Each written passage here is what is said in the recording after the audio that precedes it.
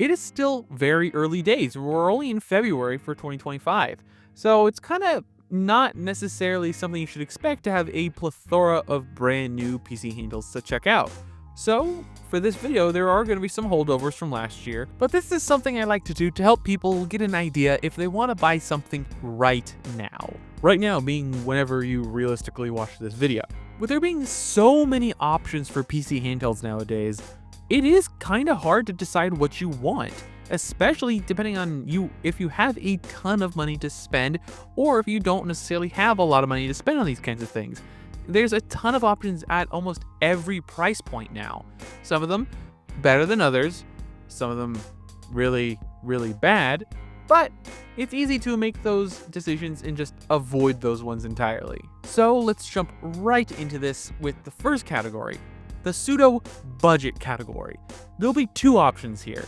First one, the mainstay, the beloved Steam Deck. The Steam Deck has been a staple in the handheld PC industry for years now. It is still a pretty decent value, though it is starting to show its age, and the price floor has gone up on these things for a brand new one, because they are no longer selling at least brand new 64GB LCD models, which that was a killer deal at $350. The new price floor of $400 pushes it in closer competition with stuff like the Ally and the original Legion Go. You can currently find as the alternative for this section the Legion Go with a Z1 Extreme on Amazon for about $460.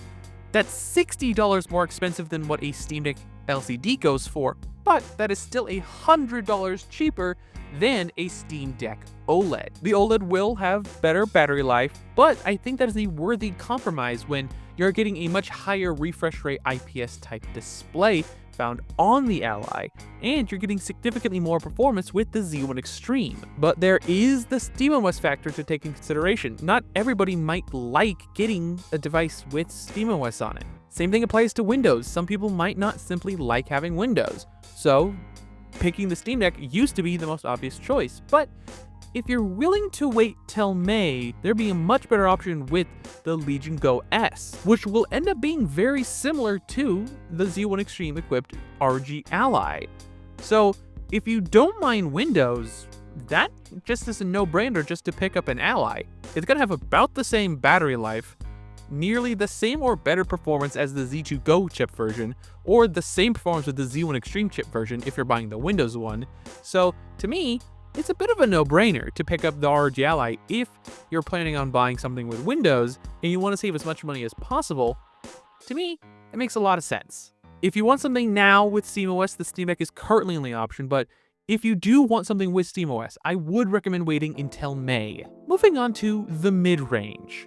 This budget range usually consists of stuff that is significantly more expensive, anywhere between $600 to $800. And the only real competition is the ROG Ally X. That is currently $800.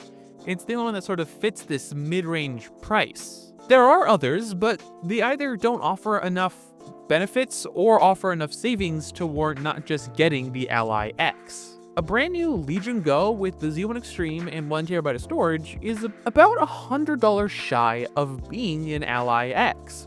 And to me, that extra $100 gets you over double the battery capacity, to me, an overall more ergonomic and smaller design, and more and easily repairable design. The screen is a sacrifice. The screen on Legion Go is phenomenal, but it's not terrible. The Ally X's screen is still phenomenal. It is 120Hz IPS 1080p. It is a great screen, but it's just not as good as the one found on the Legion Go. They're both great, just different kinds of great. The only other device that I can actually recommend at this price point is the MSI Claw AI Plus A2VM.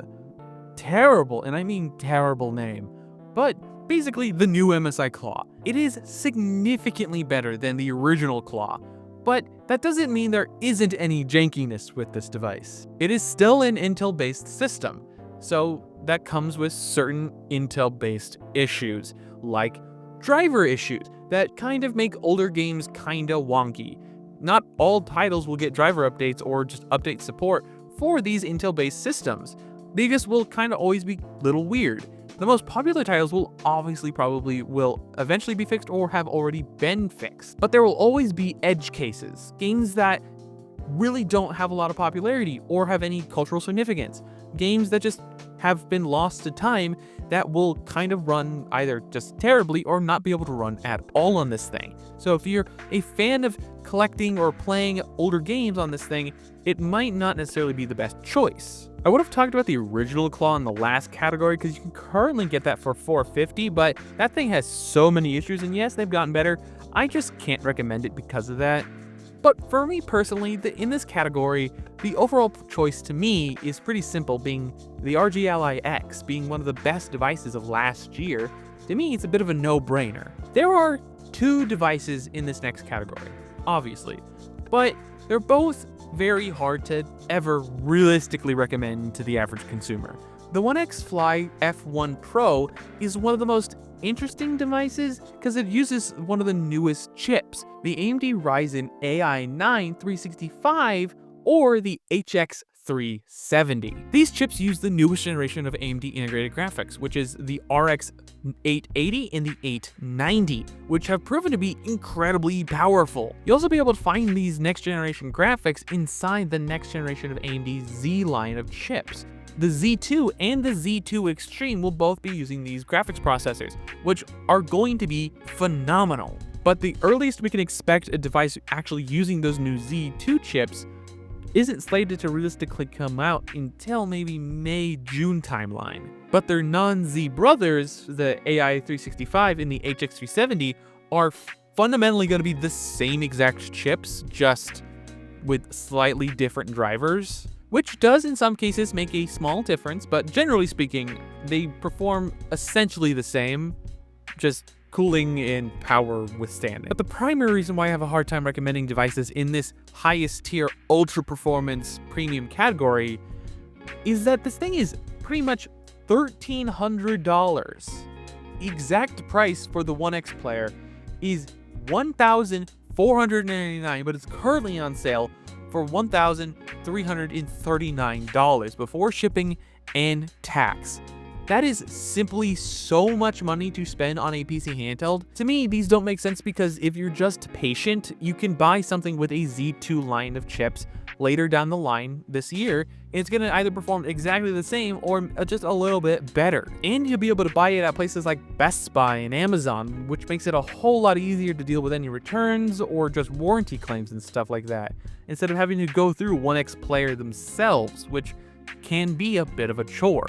And you'd be solely reliant on them if you ever want to try to get your money back, which some of these companies don't necessarily have the greatest track record. Option 2 isn't necessarily out yet, but it will be in 2 months. The iNeo 3. This is one of the most anticipated handhelds of this year, because it's finally the next generation of iNeo handheld. But it suffers from the same exact problems as the One X Player. Being incredibly expensive, you'll have to wait forever to get the darn thing, and something better or just easily and more accessible is coming down the line if you're just a little bit more patient. My overall recommendation for this category is don't. These things rapidly depreciate in value. They are generally, to me, not worth it when alternatives like the Z line of chips found inside handhelds coming later this year just make a way more amount of sense. You'll be able to get the same or more performance for significantly cheaper if you wait. If you wait for something like the Go 2 with a Z2 Extreme chip, that thing is going to be about $800, and it's going to be $400 to $700 more cheaper. If you spec the One X Player up enough, you can make it $1,000 more expensive than a potential Legion Go 2, which fundamentally isn't going to change the way this thing performs. Yes, having extra memory is going to be really nice, but gaming doesn't really require 64 gigabytes of RAM yet. I can see an argument for 32, but I'm more partial to having 24 gigabytes of memory, 16 for the system and CPU, and another 8 for the integrated graphics. That's the kind of setup the Ally X has, and it's done wonders.